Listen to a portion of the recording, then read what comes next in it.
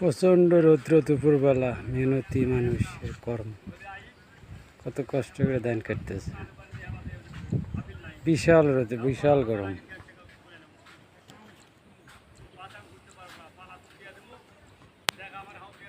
অস্বাভাবিক গরম।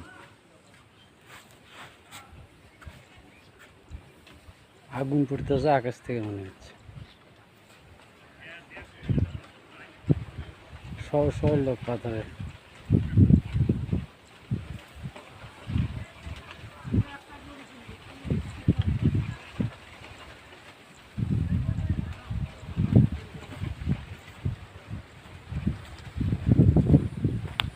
দেখেন মানুষ কত পরিশ্রম করে মানুষের হাত জোগায়।